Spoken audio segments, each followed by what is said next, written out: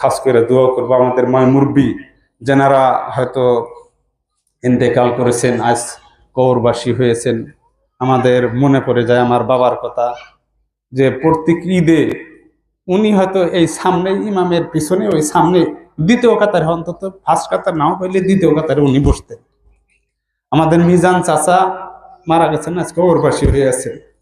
উনি হয়তো এই ডাইন সাইডে প্রায় ইমামের পিছনে 3 থেকে 4 জন লোকের এই সাইডে উনি বসতেন। প্রায় উক্তে নামাজের মধ্যে এইভাবে থাকতেন বেশিরভাগ, আর ঈদের নামাজেও এইভাবে উনি আদায় করছেন।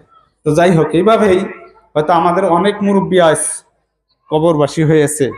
আজকে আমি ঈদের দিন আমরা যারা জেন্দা আছি আমাদের জন্য অবশ্যই খুশি, কিন্তু তারা জানি না কোন অবস্থায় কোন পরিস্থিতিতে আছে।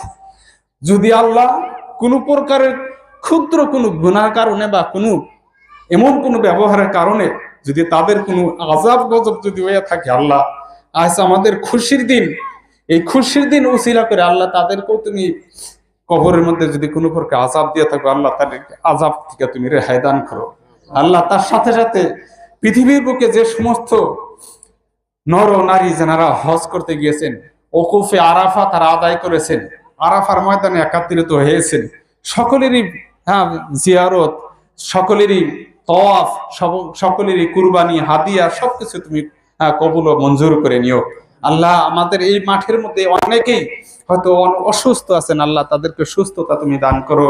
আল্লাহ আমাদের ছেলে হয়তো মেয়ে তারা লেখাপড়ায় যারা ব্যস্ত আছে, আল্লাহ তাদেরকে সুস্থতা তুমি দান করো। আল্লাহ তাদের ব্রেন, বুদ্ধি, বিবেক, বিবেচনা তুমি বাড়াই দিও।